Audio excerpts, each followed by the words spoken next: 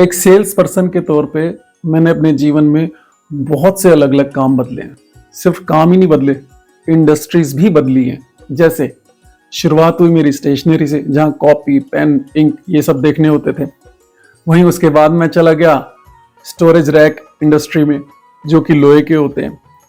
फिर उसके बाद मैंने काम किया डिस्पोजेबल क्रॉकरी और रेस्टोरेंट पैकेजिंग का, जिसमें पेपर कप्स, प्लास्टिक स्पून्स ये सब होते थे।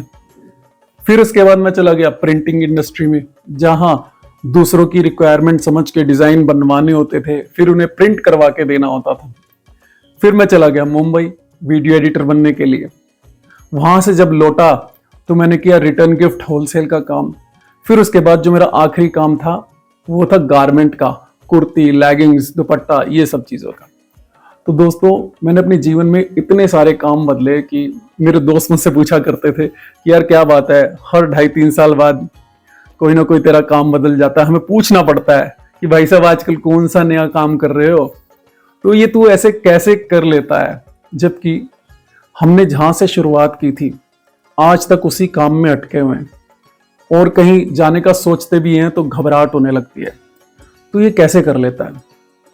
तो जब उनकी बात को सुन के मैंने अपनी ही जिंदगी पे गौर किया तो मैंने देखा कि इनको आसानी से बदलने के पीछे सबसे बड़ा जो कारण था ना, वो था स्माइल। क्योंकि जब भी मैं किसी नई फील्ड में जाता था और नए कस्टमर से मिलने जाता था, नए मैन्युफैक्चरर से मिलने जाता था, तो स्माइल को मेंटेन रखना होता था। तो वो धीरे धीरे मेरे ना भीतर मुझे लगता है कि वो बस गई और मुझे मुंह बनाना नहीं पड़ता स्माइल के लिए। तो यही कारण रहा कि मैं इजीली काम चेंज कर पाया।